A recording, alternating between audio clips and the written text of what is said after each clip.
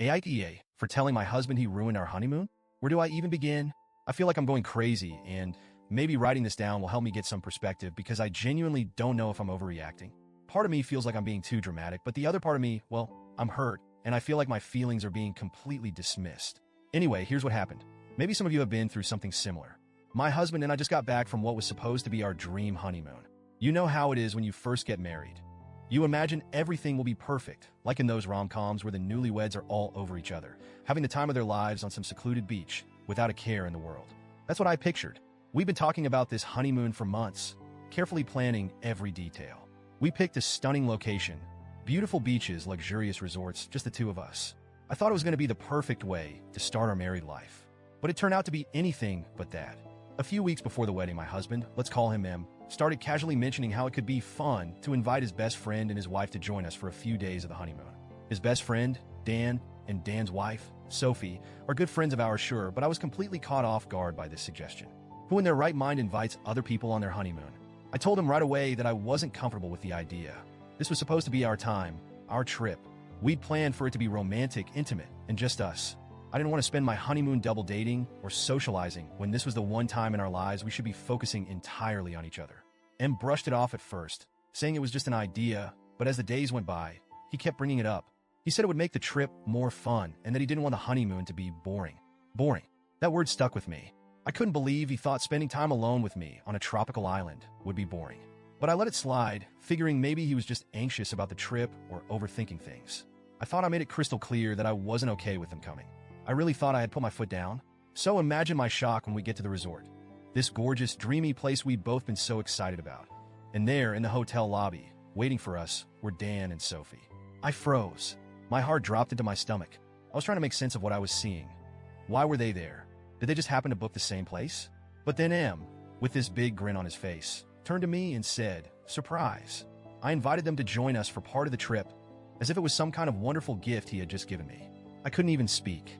I just stared at him, then at Dan and Sophie, who were all smiles like this was the greatest plan ever. Meanwhile, I felt like crying. I wanted to scream. I wanted to ask him why he thought this was okay when I had told him multiple times that I didn't want to share our honeymoon with anyone. But I didn't want to make a scene in front of our friends. So I smiled and hugged them, pretending everything was fine. Inside, though, I was fuming. That set the tone for the rest of the trip. We ended up doing almost everything together with Dan and Sophie. Every meal was a double date, every activity was a group activity, and there was zero alone time for just me and M. There were so many times when I tried to subtly hint that we should spend time alone, but every time I did, M would brush me off. He'd say things like, "We'll get our alone time later," or "We can do something together next time." But that time never came. Even at night, instead of cuddling and talking like newlyweds, he wanted to hang out with Dan in the hotel bar, leaving me alone in our room. I tried to make the best of it. I kept telling myself that I didn't want to ruin the mood or seem ungrateful. But honestly, I felt invisible. It didn't feel like a honeymoon anymore. It felt like a random group vacation. Then on the last day of the trip, I finally broke down. We were all at dinner, and Dan and Sophie started talking about how we should plan another trip together soon. I just couldn't take it anymore.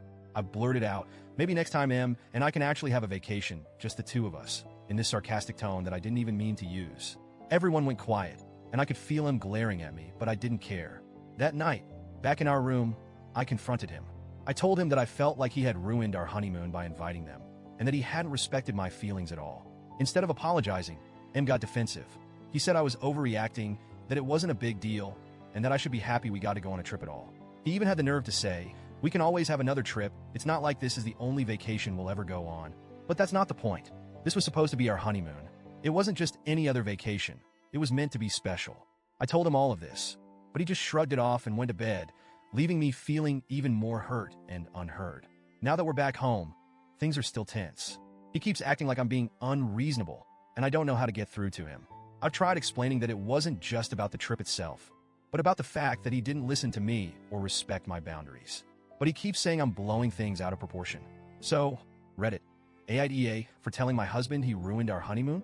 Should I have just sucked it up and gone along with it? Or am I right to feel like my feelings were completely disregarded?